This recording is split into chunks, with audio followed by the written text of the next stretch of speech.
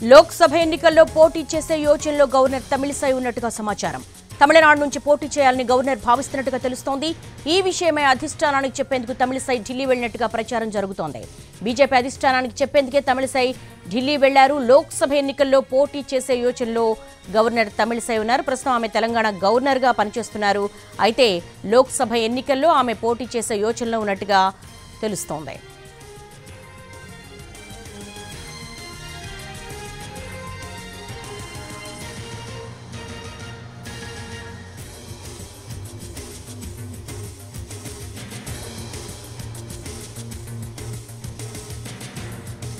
ప్రస్తుతం మనం breaking points చూస్తున్నాం. లోక్సభ ఎన్నికల్లో పోటీ చేసే యోచనలో గవర్నర్ తమిళిసై ఉన్నట్టుగా సమాచారం. తమిళనాడు నుంచి పోటీ చేయాలని గవర్నర్ భావిస్తున్నట్టుగా తెలుస్తోంది. ఈ విషయమే అధిష్టానానికి చెప్పేందుకు తమిళిసై ఢిల్లీ వెళ్లినట్టుగా ప్రచారం జరుగుతోంది. ప్రస్తుతం తెలంగాణ గవర్నర్ గా ఆమె ఉన్నారు. అయితే తమిళనాడు ఆమె స్వస్థలం. అయితే తమిళనాడు నుంచి ఆమె లోక్సభకు పోటీ చేయాలనే యోచనలో ఉన్నట్టుగా సమాచారం అందుతుంది. ఈ విషయమే బీజేపీ అధిష్టానానికి చెప్పేందుకు ఢిల్లీ వెళ్లినట్టుగా తెలుస్తోంది. మరి లోక్సభ ఎన్నికల్లో పోటీ చేసే యోచనకు సంబంధించి మరి అధిష్టానానికి ఆమె ఏం చెప్పబోతున్నారు, అధిష్టానం నుంచి ఎటువంటి సిగ్నల్ అందుతున్నది కూడా వేచి చూడాల్సిన అంశం.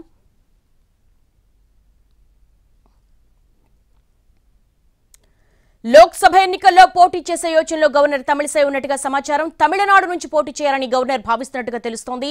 ఈ విషయమే అధిష్టానానికి చెప్పేందుకు తమిళిసై ఢిల్లీ వెళ్లినట్టుగా ప్రచారం జరుగుతోంది. దీనికి సంబంధించి తెలంగాణ ఇన్పుట్ ఎడిటర్ దొంతు రమేష్ అడిగి లేటెస్ట్ డెవలప్మెంట్ ఏంటో తెలుసుకుందాం. రమేష్, ఎలా చూడాలి? తమిళనాడు నుంచి ఆమె లోక్సభకు కంటెస్ట్ చేసేందుకు ఢిల్లీ వెళుతున్నారు, అధిష్టానాన్ని కోరబోతున్నారు అని మీ దగ్గర ఉన్నటువంటి ఇన్ఫర్మేషన్ ఏంటి? తెలంగాణ గవర్నర్ తమిళిసై మొదటి నుంచి కూడా బీజేపీలో పనిచేస్తున్నారు. తమిళనాడులో క్రియాశీలక రాజకీయాల్లో ఉన్నప్పుడు బీజేపీ పార్టీలో పనిచేశారు. ఆ తర్వాతే బీజేపీ ప్రభుత్వం వచ్చిన తర్వాత ఆమె తెలంగాణ పాండిచ్చేరి గవర్నర్ గా కేంద్ర ప్రభుత్వం నియమించింది. సుదీర్ఘకాలం పాటు తెలంగాణలో పనిచేసిన తమిళిసై ఇక మళ్ళీ క్రియాశీలక రాజకీయాల్లోకి వెళ్ళాలి, దీనికోసం తమిళనాడు నుంచి లోక్సభ ఎన్నికల్లో పోటీ చేయాలని యోచిస్తున్నారు. గత కొంతకాలం నుంచి ఈ చర్చ జరుగుతున్న నేపథ్యంలో ఇప్పుడు ఇంకా లోక్సభ ఎన్నికలు దగ్గర పడుతున్న నేపథ్యంలో పార్టీ హైకమాండ్ ఈ విషయం చెప్పి గవర్నర్ బాధ్యతల నుంచి రిలీవ్ అయి మళ్ళీ క్రియాశీలక రాజకీయాల్లో బీజేపీలో చేరి లోక్సభ ఎన్నికల్లో పోటీ చేయాలని ఆమె యోచిస్తున్నట్టు సమాచారం. ఇప్పటివరకు అధికారిక ప్రకటన అయితే వెలువడలేదు, కానీ గవర్నర్ మధ్యలో అదే విషయం ఉంది. ఇదే విషయం ఢిల్లీ పెద్దలకు చెప్పాలి, ఢిల్లీ పెద్దలను ఒప్పించాలి. తద్వారా మళ్ళీ కేంద్ర ప్రభుత్వం బీజేపీ నేతృత్వంలో కేంద్ర ప్రభుత్వం ఏర్పడితే అందులో కూడా కీలకమైన స్థానంలో ఉండాలనేది ఆమె యోచన. సో దీనికోసం ఆమె ప్రయత్నాలు ప్రారంభించారు. ఆ ప్రయత్నాల్లో భాగంగానే ఢిల్లీకి వెళ్లి ఈ విషయం హైకమాండ్కి చెప్పాలని భావిస్తున్నారు. నిజానికి తమిళనాడులో ఆమె బీజేపీ నాయకురాలుగానే సుపరిచితురాలు, బీజేపీలో క్రియాశీలకంగా పనిచేశారు. ఇంతకు ముందు జయలలిత ముఖ్యమంత్రిగా ఉన్నప్పుడు కానీ ఆ తర్వాత కానీ ఆమె బీజేపీలో కొనసాగుతూ బీజేపీలో అంతకుముందు వెంకయ్యనాయుడు గారు ఉన్నప్పుడు వెంకయ్యనాయుడు అధ్యక్షుడిగా ఉన్నప్పుడు కానీ ఆ పార్టీలో కృషి చేశారు, పార్టీ అభివృద్ధి కోసం పనిచేశారు. ఆమెకు అవకాశం వచ్చింది, తెలంగాణ గవర్నర్ గా నియమించారు. ఆ తర్వాత పాండిచ్చేరికి ఇన్ఛార్జ్ గా ఉన్నారు. సో ఇప్పుడు ఆమె క్రియాశీలక రాజకీయాలకు రావడం, అదేవిధంగా బీజేపీ నుంచి బీజేపీ తరఫున లోక్సభ ఎన్నికల్లో తమిళనాడు ఏదో ఒక స్థానం నుంచి పోటీ చేయాలి.